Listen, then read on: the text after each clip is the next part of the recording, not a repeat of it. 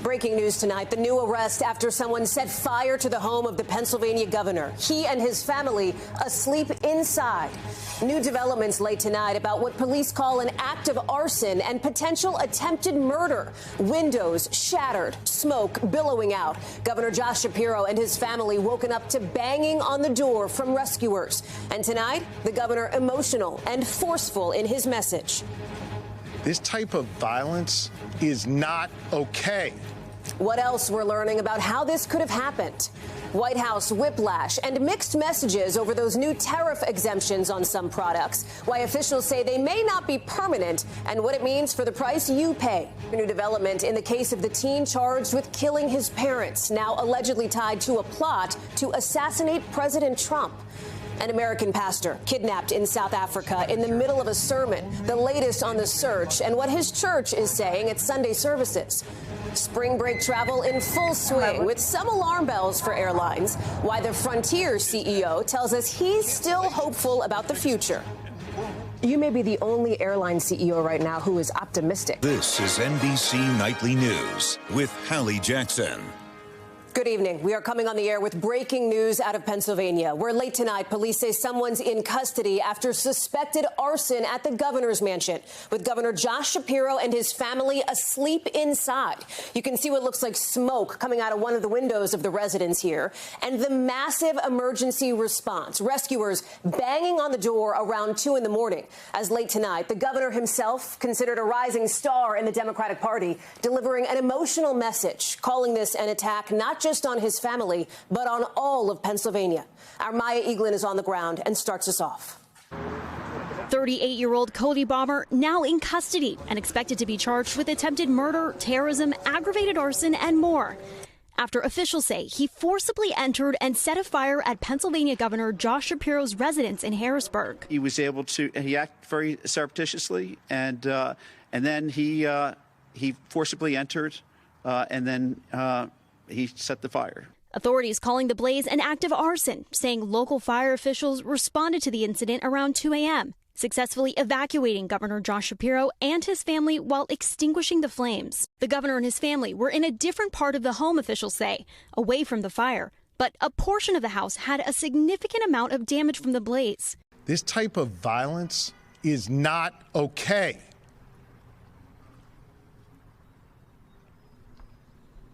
This kind of violence is becoming far too common in our society. Officials haven't said if they believe the incident was politically motivated or a hate crime. Police say Bomber had a homemade device. He had some homemade incendiary devices. Just hours before the incident, Shapiro, who is Jewish, sent out this message for Passover with a picture of his family's Seder table. If he was trying to terrorize our family, our friends, the Jewish community who joined us for a Passover Seder in that room last night, hear me on this. We celebrated our faith last night proudly, and in a few hours we will celebrate our second Seder of Passover again proudly. Maya Eaglin joins us now from Harrisburg, where one of the big questions, Maya, is how somebody got so close to the governor's residence in the first place. Yeah, Hallie, police say once the suspect hopped over the fence right over here by the governor's mansion, the security team was alerted, but somehow that suspect was able to make it inside the residence. So now security teams here are doing a full review to try and make sure something like this doesn't happen again. Hallie? Maya Eaglin in Harrisburg for us tonight. Thank you. To the economy now. Wall Street bracing for more uncertainty with mixed messages from the Trump administration over exemptions from punishing tariffs. The White House whiplash setting up what could be another chaotic week. Yamiche El-Sindor reports. Tonight, the Trump administration suggesting the president's new tariff exemptions on a number of electronics may be short-lived. They're exempt from the reciprocal tariffs, but they're included in the semiconductor tariffs, which are coming in probably a month or two. So this is not like a permanent sort of exemption.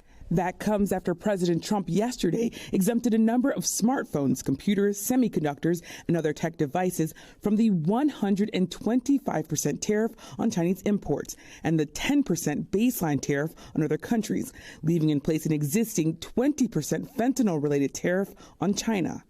And amid an escalating trade war with China, a top aide said this when asked whether there are plans for the two countries' presidents to speak. Right now, we don't have any plans on that. This issue is truly at the leaders' level. Late Friday, the president signed an executive order titled Clarification of Exceptions. But today he posted saying there was no tariff exception announced on Friday. Meanwhile, the Dow, S&P 500, and NASDAQ are down since President Trump's inauguration in January. 61-year-old dog trainer and high school teacher Ganetta Savoy was hoping to retire before 68.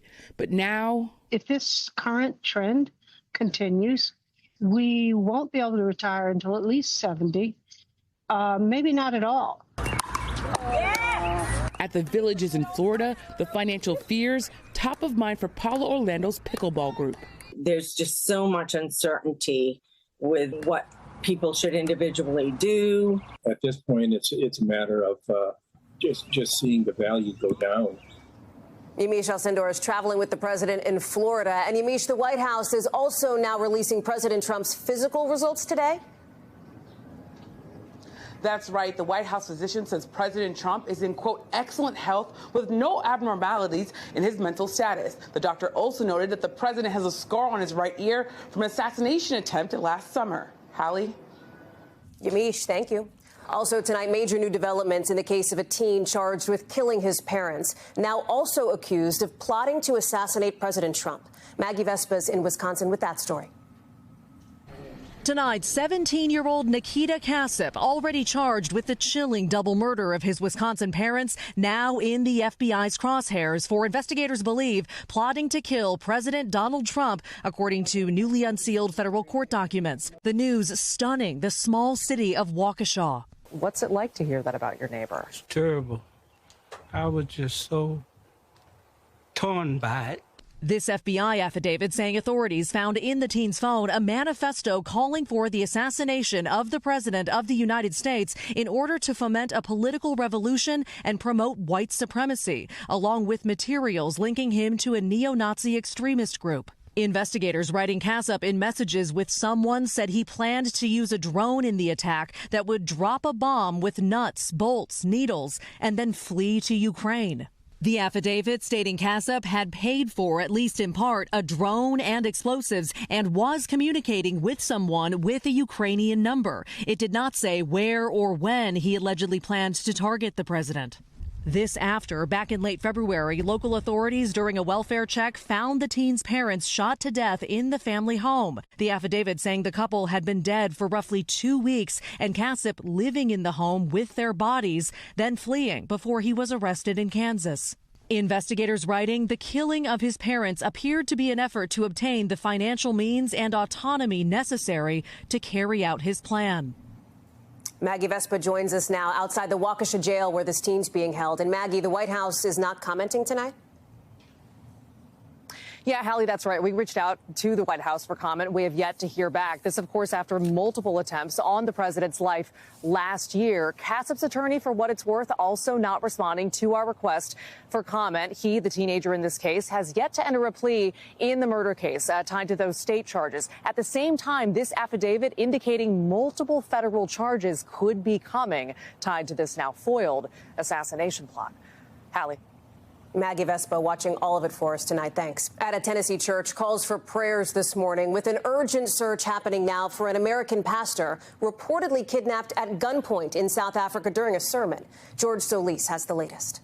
Hello, church. This is your missionary, Josh Sullivan, here. Tonight, an urgent search to find Josh Sullivan, a Tennessee pastor authorities say was kidnapped by armed men in South Africa while preaching. Law enforcement there telling NBC affiliate WBIR Sullivan is being held for ransom and telling NBC News the investigation is at a very sensitive stage. The suspect allegedly forced the victim into his own vehicle and fled the scene with him. According to his blog, Sullivan moved to South Africa in 2018 to start a branch of Fellowship Baptist Church. You can see the sign here of our church. Sullivan touring the church in this YouTube video posted this past February. My heart dropped. There's no doubt about that. Pastor Tom Hatley has been a longtime mentor to the 34-year-old father of three, telling us tonight he's in touch with Sullivan's wife, Megan, who shared that she and her kids were there when he was abducted. I was obviously very concerned, and I hated that Megan and the children that witnessed this. I've cried, my wife's cried, our church people have cried. Sullivan's mother telling NBC News, "You never think about something like this happening to your child." The State Department saying it's aware of reports of a U.S. citizen kidnapped in South Africa.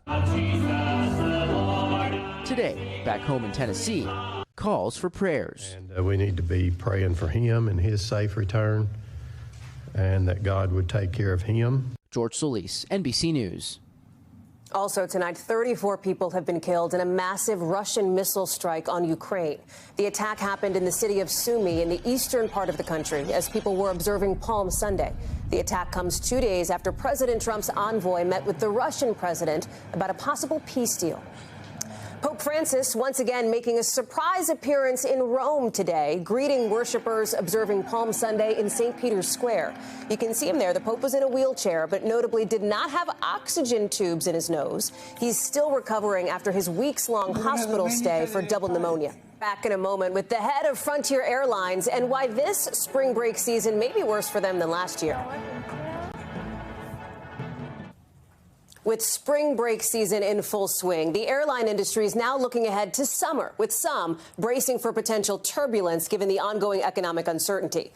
But as the head of Frontier in our exclusive one-on-one tells us, he's feeling optimistic anyway.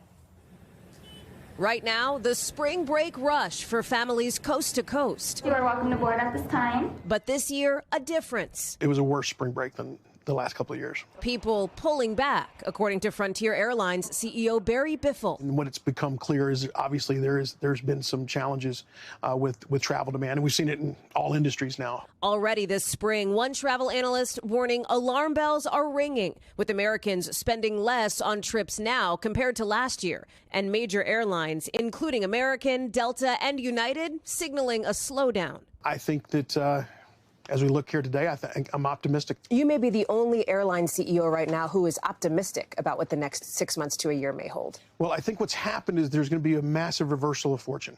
Over the last several years, the legacy carriers have done very, very well at the expense of us, but there's now too much domestic supply. Frontier's sales pitch, lower prices for cost-conscious customers who can live without the extras. In any type of recessionary or kind of economic challenge environment, the Walmart effect, businesses like ours do well. And while President Trump has paused most of his most punishing tariffs, many experts still fear the remaining 10% and more could hurt the economy. And the biggest fallout for airlines may come from boycotts, with frustrated foreigners avoiding American travel. Already, bookings from Mexico are down 23% this year. Canada, 40%. Now we're seeing boycott travel to the United States out of Europe. So can you imagine? That's a massive market. This is a huge challenge. For now, Frontier is hoping to lure domestic travelers by offering first-class seats later this year, and this summer eliminating the bag fee, capitalizing on competitor Southwest's decision to reverse its longtime perk of 2 bags flying free. We've been that kind of nickel and dime airline. Now, for $19, you can get free change fees, free carry-on bag, and also gets your free checked bag. You think you'll make that permanent? Never say permanent on anything in this industry, but I will tell you that it's been wildly successful. Still, there are other challenges ahead for the airline industry more broadly, like the nation's shortage in air traffic controllers. On a normal day with no weather, it's generally not that big of a challenge. Okay. However, I'll take Florida as an example. Spring break weekends, if you mix any kind of weather with that, we have cancellations across the industry. And the reason for it is we exceed the capabilities of all of the air traffic controllers there. Frontier's also taken some flack for things like on-time performance, for example. What are you doing to make that a better experience for folks? Well, look, that's something we talked to Secretary Duffy about. The biggest challenges we have, number one is ATC, and number two is common space at airports. It's not a level playing field. Biffle, a kind of selfie CEO, travels often on his own planes to assess the experience, and he's bullish on summer travel, typically the peak season for airlines. Is there any destination you're seeing kind of pop right now? I think the domestic is in vogue again because of a lot of things going on in the marketplace, and so I think you're going to see a lot of people travel all over the United States this summer. The summer's hottest destination may be closer to home.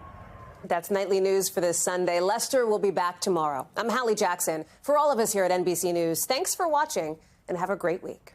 Thanks for watching. Stay updated about breaking news and top stories on the NBC News app or follow us on social media.